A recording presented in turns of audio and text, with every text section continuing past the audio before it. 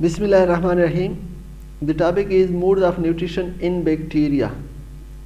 On the basis of nutrition, bacteria are divided into two types. One is called autotrophic bacteria and the second one are called heterotrophic bacteria. First, what are autotrophic bacteria? Autotrophic bacteria are those bacteria that make organic compound from simple inorganic molecules such as water, carbon dioxide, etc.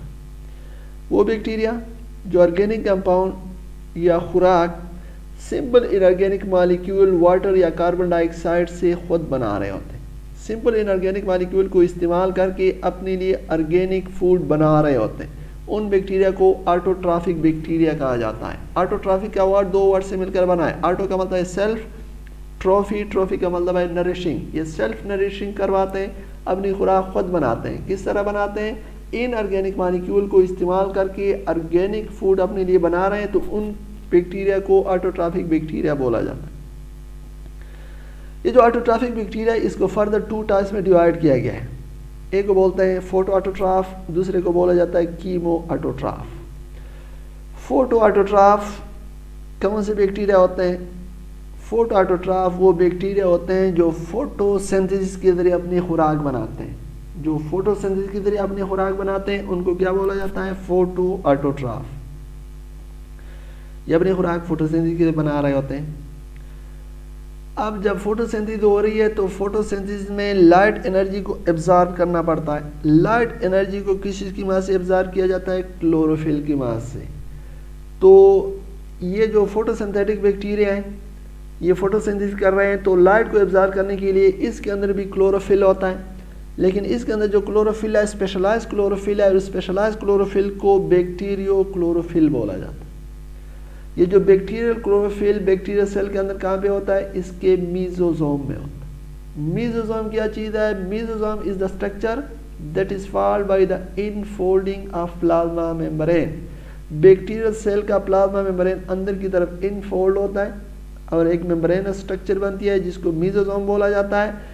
Mesosome के अंदर इसका specialised chlorophyll bacterio chlorophyll होता है, वो sunlight energy को absorb करता है जिसकी वजह से ये फोटोसिंथेसिस करता है। अब साइनोबैक्टीरिया भी एक बैक्टीरिया है, उसके अंदर भी फोटोसिंथेसिस हो रही है, लेकिन उसके अंदर जो फोटोसिंथेसिस हो रही है फोटोसिंथेसिस के लिए साइनोबैक्टीरिया के अंदर वो बैक्टीरियो क्लोरोफिल नहीं है। साइनोबैक्टीरिया एडवांस बैक्टीरिया है, उसमें प्लांट की तरह क्लोरोफिल है जिसको बोला जाता है क्लोरोफिल ए। साइनोबैक्टीरिया के अलावा जितने भी फोटोसिंथेटिक बैक्टीरिया होते हैं उसके अंदर बैक्टीरियो क्लोरोफिल मौजूद है, इसकी वजह से लाइट एनर्जी को एब्जॉर्ब किया जाता है। अब प्लांट भी फोटोसिंथेसिस कर रहे हैं, फोटोसिंथेटिक बैक्टीरिया के अंदर भी फोटोसिंथेसिस हो रही है, लेकिन प्लांट जो फोटोसिंथेसिस कर रहे हैं उसमें और फोटो ऑटोट्रॉफिक बैक्टीरिया के अंदर जो फोटोसिंथेसिस हो रही है उसमें फ़र्क है। फ़र्क क्या है? ये बैक्टीरिया हाइड्रोजन सल्फाइड को एज ए रिड्यूसिंग एजेंट इस्तेमाल करते हैं, और यही वजह है कि इसकी फोटोसिंथेसिस में ऑक्सीजन रिलीज़ नहीं होती बल्कि सल्फर रिलीज होती है। प्लांट जो फोटोसिंथेसिस कर रहे हैं वो जो है ना as a reducing agent water को इस्तेमाल करते हैं। जब वाटर को इस्तेमाल कर रहे हैं तो प्लांट की फोटोसिंथेसिस में फिर क्या रिलीज हो जाती है? ऑक्सीजन। तो कहने का मतलब ये है कि ये जो ऑक्सीजन फोटोसिंथेसिस में पैदा हो रही है वो वाटर से आ रही है। Photo autotrophic bacteria hydrogen sulphide इस्तेमाल करते हैं पानी की वजह से, यही वजह है कि इसके फोटोसिंथेसिस में ऑक्सीजन रिलीज होती है, किसकी? सल्फर रिलीज होती है ऑक्सीजन की जगह। और ये भी सनलाइट एनर्जी को इस्तेमाल करके फोटोसिंथेसिस करवाते हैं और कार्बन डाइऑक्साइड से कार्बोहाइड्रेट बना लेते हैं। ये केमिकल रिएक्शन है। इस केमिकल रिएक्शन को अगर हम देखें, हाइड्रोजन सल्फाइड कार्बन डाइऑक्साइड के साथ मिल रहा है, एक ऑर्गेनिक कंपाउंड कार्बोहाइड्रेट बन रहा है, साथ वाटर, और साथ में जो कहने क्या है ऑक्सीजन रिलीज़ नहीं हो रही बल्कि ये देखें सल्फ़र रिलीज़ हो रही है। सल्फ़र क्यों रिलीज़ हो रही है? क्योंकि यहाँ पर वो वाटर इस्तेमाल नहीं कर रहा बल्कि हाइड्रोजन सल्फाइड इस्तेमाल कर रहा है। ये जो वाटर है या जो हाइड्रोजन रिड्यूसिंग एजेंट ये कार्बन डाइऑक्साइड को रिड्यूस करेगा। रिड्यूस किस तरह करेगा? ये कार्बन डाइऑक्साइड को के साथ हाइड्रोजन मिला देगा, इसको हाइड्रोजन देगा, हाइड्रोजन की वजह से कार्बन डाइऑक्साइड रिड्यूस हो जाएगी, तो क्या बन जाएगा? एक ऑर्गेनिक मॉलिक्यूल, और उस ऑर्गेनिक मॉलिक्यूल को फिर खुराक की तौर पर इस्तेमाल किया जाता है। कौन से बैक्टीरिया फोटोट्रॉफ हैं? Green sulphur bacteria, green non sulphur bacteria और पर्पल सल्फर बैक्टीरिया। ये बैक्टीरिया जो हैं फोटो ऑटोट्रॉफ है क्योंकि ये फोटोसिंथेसिस के जरिए खुराक बना रहे होते हैं। फोटो ऑटोट्रॉफिक बैक्टीरिया की ऑटोट्रॉफिक बैक्टीरिया की एक और टाइप है जिसको हम बोलते हैं कीमो ऑटोट्रॉफ। कीमो ऑटोट्रॉफ कौन से बैक्टीरिया होते हैं? ये वो बैक्टीरिया होते हैं जो कीमोसिंथेसिस के जरिए खुराक बना रहे होते हैं। फोटो ऑटोट्रॉफ फोटोसिंथेसिस के जरिए खुराक बना रहे होते हैं, कीमो ऑटोट्रॉफ कीमोसिंथेसिस के जरिए खुराक बना रहे। अब कीमोसिंथेसिस क्या है?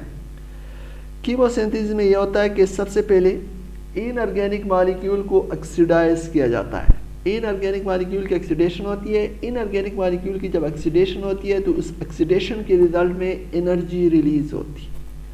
वो जो एनर्जी रिलीज होती है, इस एनर्जी की मदद से फिर ये कार्बोहाइड्रेट या अपनी खुराक बनाते हैं।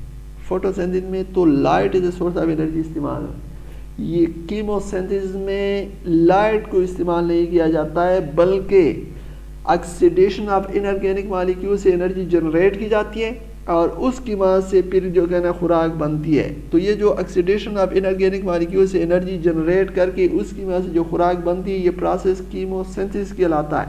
और जो बैक्टीरिया कीमोसिंथेसिस के जरिए खुराक बना रहे हैं उसको बोला जाता है कीमो ऑटोट्रॉफ।